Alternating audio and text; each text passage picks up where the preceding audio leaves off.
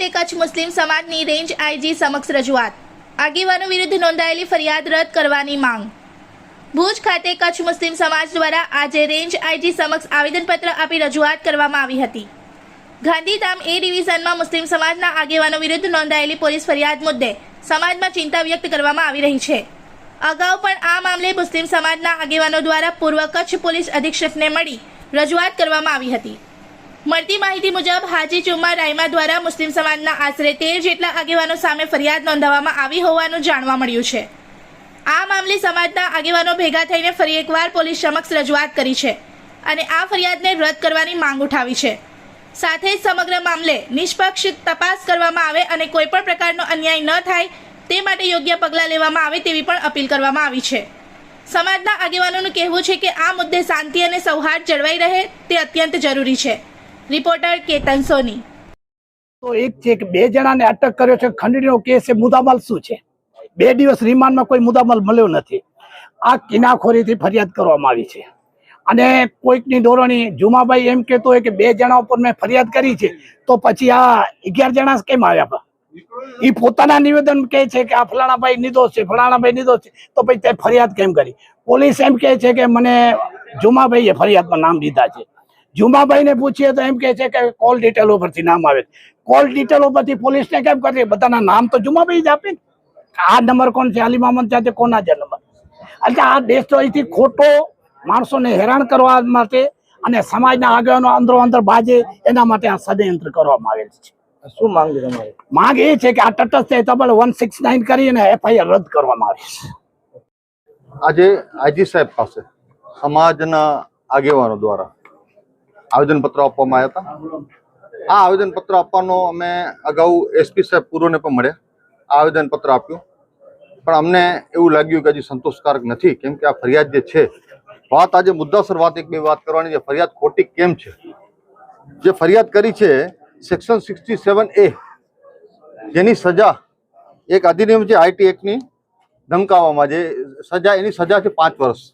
બીજી વાત કરું તો BNS ની જે કલમો લગાડી છે 161, 2, 308, 351, 356 અને 299, આ બધાની સજા જો સાબિત થાય તો 2 વર્ષ હોય છે। હવે આપ મને જણાવજો, આપ અધિકારી હોતા, વકીલો, જાણકાર લોકો છે કે આ બધી 5 વર્ષની સજામાં કોઈ પણ આરોપીને ધરપકડ કરવા પહેલા એને નોટિસ પાઠવવી પડે। નોટિસ પાઠવ્યા પછી જો આરોપી જવાબ ન દે પછી એની ધરપકડ કરવામાં આવે છે। એના અનુસંધાને આખી FIR ની કોપી છે મારી પાસે, એના બદલે રાત્રે ફરિયાદ કરીને સવારે જ્યારે ઉપાડવામાં આવે અને આ ફરિયાદમાં બીજી લોલમપોલ તમે જોવા જાઓ તો આ ફરિયાદનો સમયગાળો દેખાડો છે 11/11/2025, જાણે 6 મહિના પહેલાથી આ બનાવ બનતો આવ્યો છે। આટલા મહિના એ લોકો ક્યાં હતા? વાત કરી કે આરોપી બીજા જે 13 નામ નાખવામાં આવ્યા, આરોપી તરીકે જુમાભાઈ પોતે કહે છે કે 2 આરોપી છે, બાકી મેં નામ નાખ્યા નથી। તો આ બીજા આરોપીના નામ ક્યાંથી આવ્યા? પોલીસ ફરિયાદમાં જુમાભાઈ પોતે લખાવેલું છે કે આ વ્યક્તિના કહેવાથી બન્યા છે। તો હું તમને કહું છું કે એમને ફરિયાદમાં એવું લખ્યું છે કે લોકોની વાતોથી, જાણે લોકોની જાણકારી મળી મને ત્યારે મેં આ ફરિયાદ લખાવી છે। તો પહેલા પોલીસ આ વાતો ફરિયાદના કોઈ પ્રૂફ આધાર કે પોલીસ ફરિયાદ લે કેમ? પછી એમને કોઈ આધાર પુરાવા આપે નહીં, કોઈ પણ આધાર પુરાવા, મોબાઈલ પણ જપ્ત કરેલ નથી, તો પોલીસને કેમ ખબર પડી કે આ બધા આરોપીઓ છે? પહેલા પોલીસ કાંઈ મુદ્દામાલ તમને તો આરોપીઓ કેમ સાબિત થયા તમારી પાસે? પોલીસને કેમ? આ પોલીસને ઉપરથી એક પ્રેશર કરીને ફરિયાદ તાત્કાલિક રાતોરાત નાખવામાં આવી ને કેવા ટાઈમે ધરપકડ કરવામાં આવી? જે 3 દિવસ જાહેર રજાઓ છે, કાલે પણ રજાઓ છે, એટલે આ જે આ લોકો 4-5 દિવસમાં છૂટી ન શકે। એક ભયનો માહોલ સમાજોમાં ફેલાવવાનો જ્યારે કામ કરતા હોય ત્યારે હું તમને કહું છું ને, આમાં એક મુદ્દો, સેન્સિટિવ મુદ્દો પણ એમને નાખ્યો છે FIR ની અંદર કે મોહમ્મદ પૈગંબર સાહેબ વિરુદ્ધ અપમાનજનક લાગતા મેં આ ફરિયાદ કરી। આ FIR ની મુદ્દો છે। આ મુદ્દામાં ક્યાં આવે છે? કોણે અમારા નબી ઉપર કોણે કરી છે ગુસ્તાખી? અમે એને માફ નથી કરતા, તમે કેમ કહો છો કે મુસ્લિમ સમાજના આગેવાનો ગુસ્તાખીમાં તમારો કોઈ આધાર છે? આ FIR માં નોંધેલી વસ્તુ છે। એટલે આ વસ્તુ એક ને એક ફક્ત ને ફક્ત લોકોને દબાવવા, પોતાનો પ્રભાવ જાળવવા માટે, જયારે બનાવ બન્યા ત્યારે પોતાની પ્રતિષ્ઠાને ઢાંકવા માટે આ એક ષડયંત્ર હું કહું છું, એને ષડયંત્ર કરીને સમાજના લોકોને દબાવવાનો પ્રયાસ કર્યો છે। આ વ્યક્તિ ફક્ત ને ફક્ત સમાજમાં ભાગલાનું કામ કરે છે। આ વ્યક્તિ હમણાં જ આજે આવેદન પત્રથી પણ અમારા સમાજમાં ભાગલાનો મોટો પ્રયાસ કર્યો છે અમુક લેભાગુ તત્વો દ્વારા અને એ લોકો મળતી લોકો દ્વારા। આ એક ભાગલા પડવાનો પ્રયાસ છે।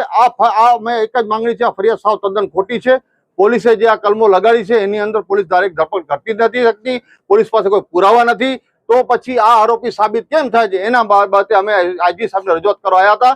જો અમને ન્યાય નહીં મળે તો હાઈકોર્ટ જ છે અને આઈજી ડીજી પાસે પણ અમે જશું, કેમ કે આ તદ્દન ખોટી છે. લોકોને હેરાન કરવા, પરેશાન કરવાનો આ એક પ્રયાસ છે.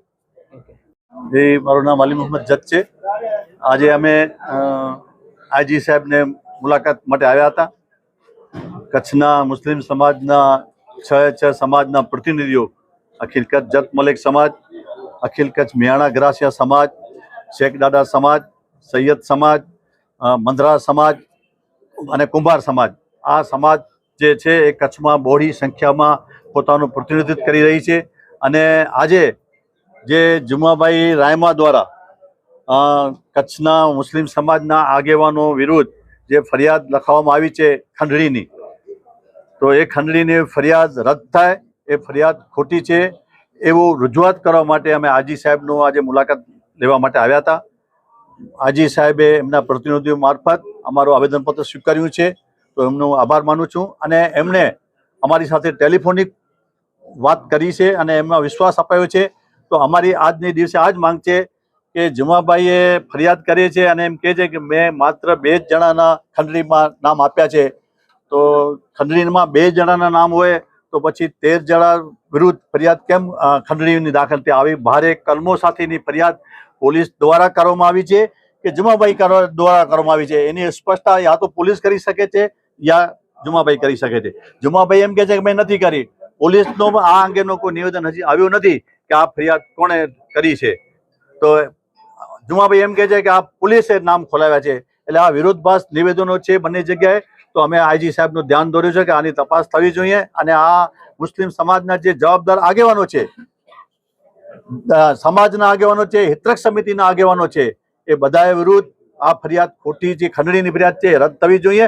મારું નામ યુસફ શાહ મોહમ્મદ શાહ સૈયદ અને હું સૈયદ સમાજના તરફથી અને અમારા ભાઈ અમીર શાહ જે સમાજના 14 અગ્રણીઓ ઉપર જે ફરિયાદ કરવામાં આવી છે એમાં અમારા ભાઈનું પણ નામ સૈયદ અમીર શાહનું પણ નાખવામાં આવ્યું છે. તે બાબત માટે અમે તમામ સમાજોની સાથે આજે આઈજી સાહેબને જે આવેદનપત્ર આપવાનો હતો તેના માટે આજે તમામ સમાજો સાથે આવેલ છે.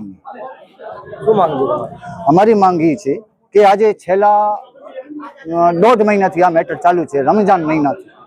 રમજાન મહિનામાં સોશિયલ મીડિયામાં તમામ મુસ્લિમ સમાજના જે કંઈ અગ્રણીઓ હતા જેમનો વાદ વિવાદ એકબીજા પ્રત્યે જે કંઈ ચાલુ હોય તે, પણ વ્યક્તિગત રીતે 2 વ્યક્તિઓનો વિવાદ ચાલુ હતો. એ વિવાદની અંદરમાં રમજાન મહિનામાં જ હાજી જુમા તરફથી એક મેસેજ નાખવામાં આવ્યો કે મારી કોઈ સમાજ સાથે લડાઈ નથી અને હું તમામ સમાજોની સાથે મળી અને હાલું છું. પછી 8-10 દિવસ રહીને એવો મેસેજ નાખવામાં આવ્યો કે ભાઈ મોહમ્મદ સબાવાની બેઠક ઉપર સમાધાન થઈ ગયો છે, જે લોકો સાથે મારા મતભેદ હતા એ પૂરા થઈ ગયા છે અને બધા લોકોથી પણ મારું સમાધાન થઈ ગયો છે. અને સમાધાન પાછળ અચાનક રમજાન પૂરો થયો અને 8-10 દિવસ પાછળ એવી રીતે ફરિયાદ કરવામાં આવી રાતોરાત. અને જ્યારે ગાંધીધામ એસપી ઓફિસમાં આવેદનપત્ર આપવામાં આવ્યો ત્યારે એસપી ઓફિસમાંથી એવો કહેવામાં આવ્યો કે વ્યક્તિગત રીતે 2 ઉપર ફરિયાદ છે, બાકી કોના ઉપર ફરિયાદ નથી. તો અમને એ ખબર નથી પડતી કે ભાઈ તમે એમ કહો છો કે 2 પર ફરિયાદ છે તો બાકી 12 જણા ઉપર ફરિયાદ કેમ થઈ? બરોબર. અને મારું નામ પઢિયાર સાલેમ અહમદ આદમ અને હું મિયાણા સમાજનું પ્રમુખ છું અને અબડાસાનું આજે 4 ટર્મથી સુન્ની હિતરક્ષ સમિતિનું પણ પ્રમુખ છું. આજે અમે આજની 10 તારીખે અમે અંજારમાં ગાંધીધામમાં એસપી સાહેબને પણ આવેદનપત્ર આપ્યો હતો. તે પાછળ આજે 13 તારીખે અમે આઈજી સાહેબને આવ્યા હતા અને આવેદનપત્ર આપ્યો છે. હું એક સંદેશ કહેવા માંગુ છું કે સાચું બોલવું જોઈએ.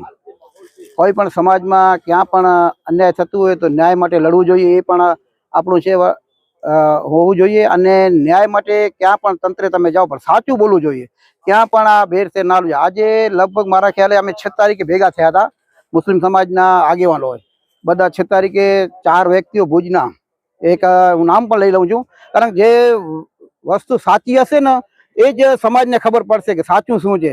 ને એ વસ્તુ જ્યારે પણ મને બોલાશો ને ત્યારે એ જ વસ્તુ મારા મોઢામાંથી નીકળે છે ને એ જ હું સામે બોલીશ. તો 6 તારીખે અમે ભેગા થયા હતા ભુજમાં. આપણે આદમભાઈ ચાકી, અલીમામભાઈ જત અને જુમાભાઈ નોડે અને આપણે 4 વ્યક્તિઓએ ભેગા કર્યા હતા. આપણી સમાજના 101 માણસોને, તો 71 માણસો હાજર રહ્યા હતા, આગેવાનો બધા કચ્છના નામી અનામી માણસો બહુ આગેવાનો હાજર રહ્યા હતા અને તટસ્થ આગેવાનો હતા.